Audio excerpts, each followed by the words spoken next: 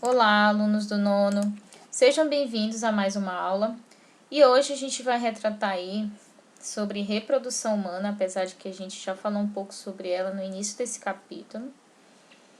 E, na verdade, aí a gente divide, né, a reprodução humana em sistema genital masculino e sistema genital feminino. Então, a gente vai entender como é que funciona esses dois tipos de sistema. Hoje a gente só vai mesmo estudar o sistema genital masculino. E a gente vai tentar entender o trabalho também dos hormônios, tá? Nesse tipo de sistema. Bom, eu vou começar a falar do testículo, né? Que é onde ocorre a produção de espermatozoides.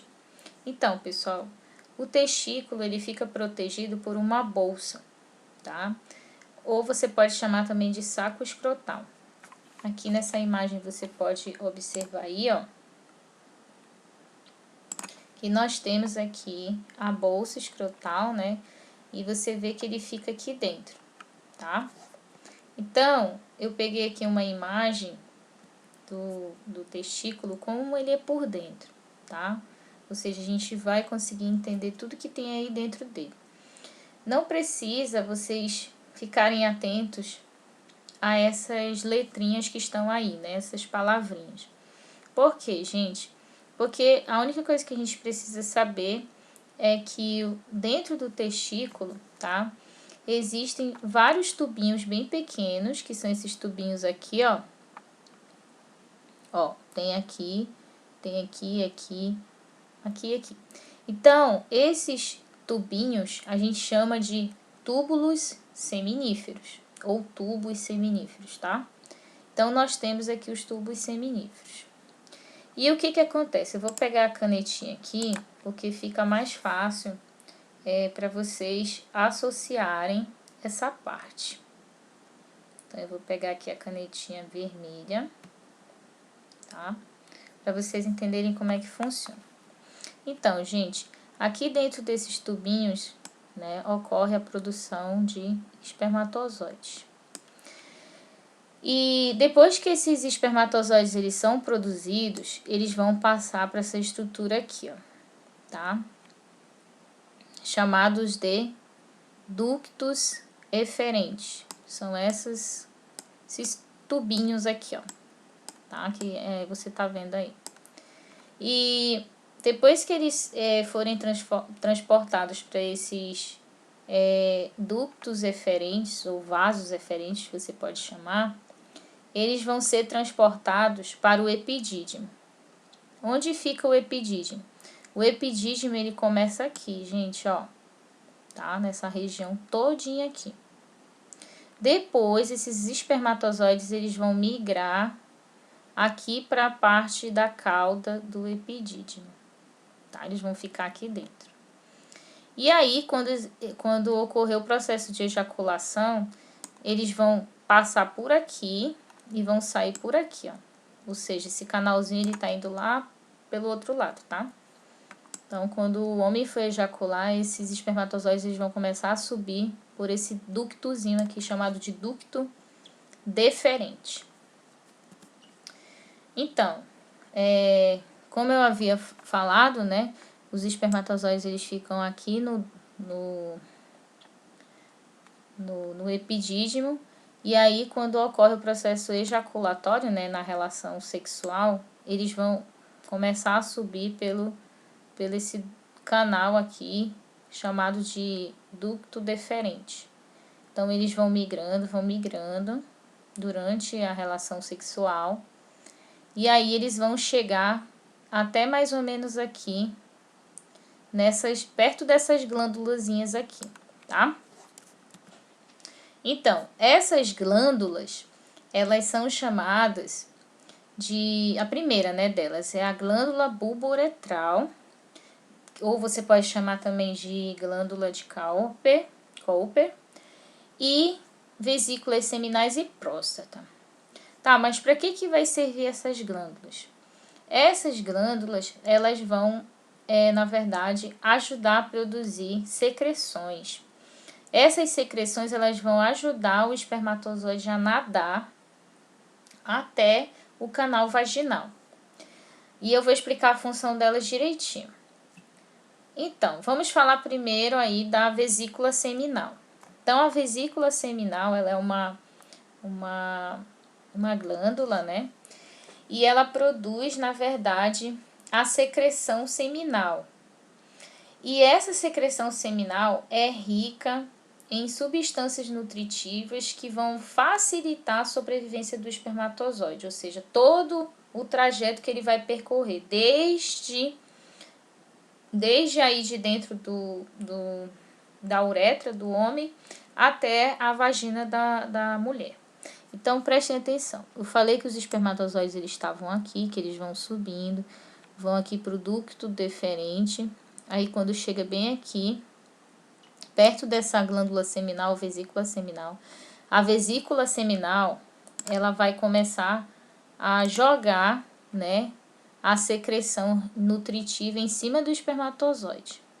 Então, encarem aí essa linha vermelha como se fosse os espermatozoides, tá? E depois, né, vai vir outras glândulas que vão jogar mais líquidos. Que glândulas são essas? Então, nós temos a vesícula seminal e aí depois vai vir a próstata. A próstata, ela também vai jogar um líquidozinho, tá?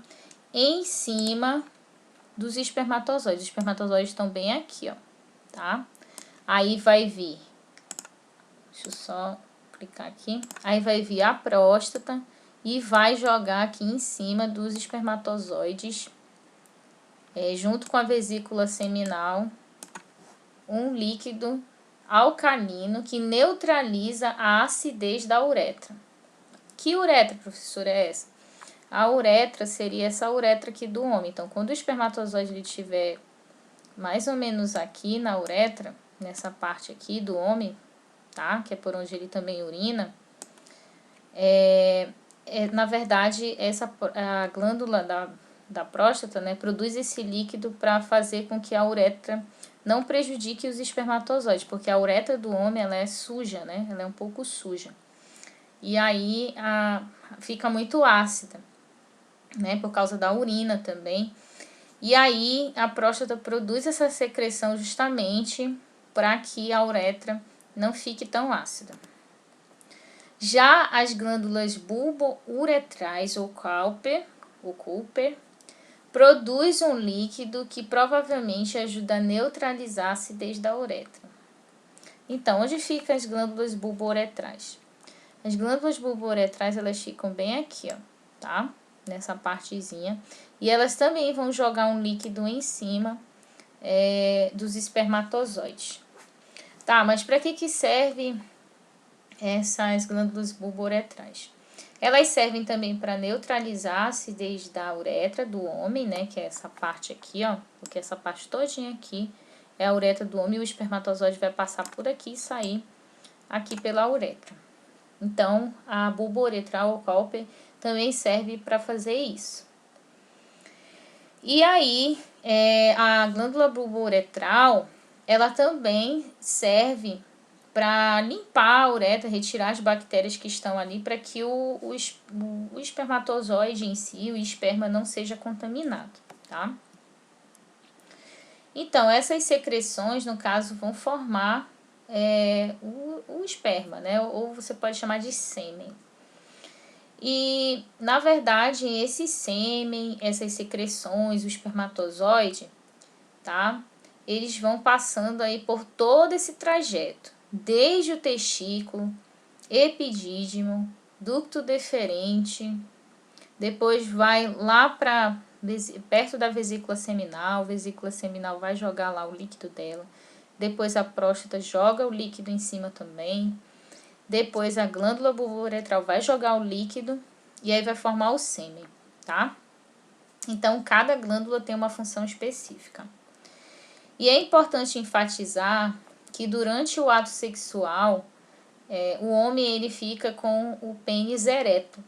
E durante esse processo de ereção, o pênis ele vai aumentar de volume. Por que que o pênis ele aumenta, na verdade, de volume? Ele fica, na verdade, dilatado, né?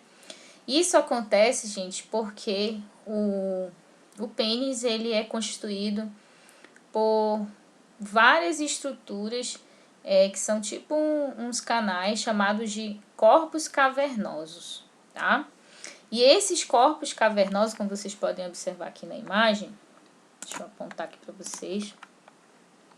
Esses corpos cavernosos, eles ficam aqui na região peniana, tá? E também ficam aqui ao redor da uretra. E, na verdade, quando o homem fica excitado, esses corpos cavernosos vão encher de sangue. Então, por isso que o pênis, ele muda de pênis flácido para pênis ereto. Ou seja, um pênis com ereção, enrijecimento. Então, vamos falar um pouco sobre a questão hormonal. Então, os testículos são estimulados por 2 hormônios, tá? Que hormônios são esses? São os hormônios da hipófise. O hormônio folículo estimulante, que a gente chama de FSH, e o hormônio luteinizante, que é o LH. Ou você pode chamar também de ICSH, mas vamos chamar de LH, que é mais fácil, tá? Então, vamos entender como é que funciona aí a questão hormonal do homem. Então, olha só, pessoal. O FSH, ele é produzido aqui na região da cabeça do homem, tá?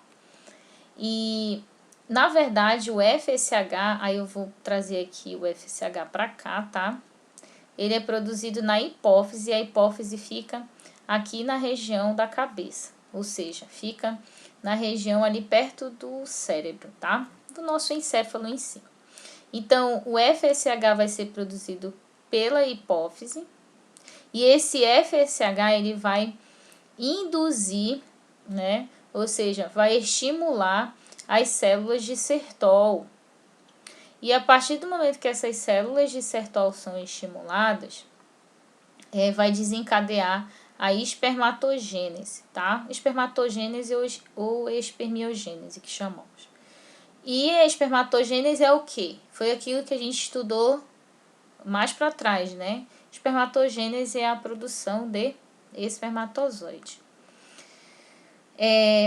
E a hipófise também vai produzir um outro hormônio, que é o hormônio LH.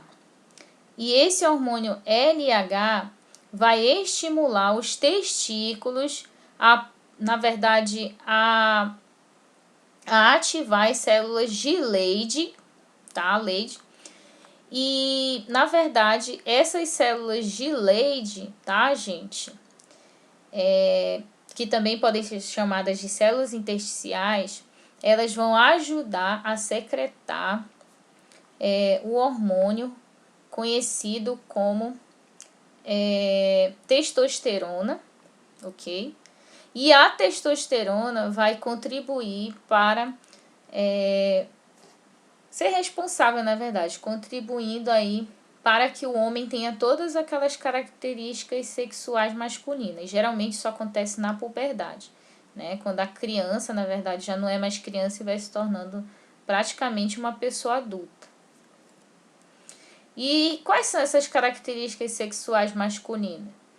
As características sexuais masculinas é o aumento da libido, ou seja, do desejo sexual, né? Querendo ou não, os meninos, quando chegam na puberdade, eles vão ter essa libido. Vai haver aumento da massa muscular, os meninos, eles não vão ter mais aquele corpinho de criança, e sim um corpo mais desenvolvido com uma massa muscular. Vai haver aí, através desse processo de produção de testosterona, fortalecimento dos ossos.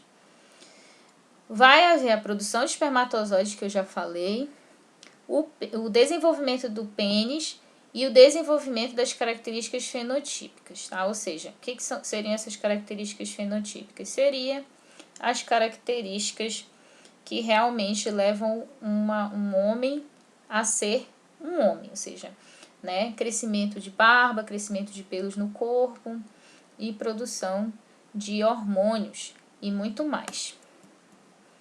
Então, em algumas crianças ocorre um processo, né, que na verdade é considerado uma pequena anomaliazinha. Essa anomalia é chamada de criptorquidia, tá? O que significa criptorquidia? A criptorquidia é quando a criança, ela nasce, né, ou vai se desenvolvendo com os testículos aqui em cima, tá? Em vez de o testículo descer aqui para a parte do escroto, esse testículo ele não vem, ele fica aqui nessa parte um pouco mais para cima ali da região da barriga. Então, o certo é ser desse lado aqui, ó, o testículo ficar aqui na bolsa escrotal, ou escroto que chamamos, tá?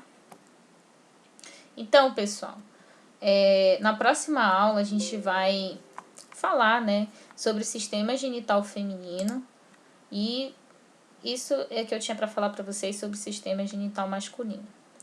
Espero que vocês tenham gostado da aula e bom final de semana a todos e até a próxima.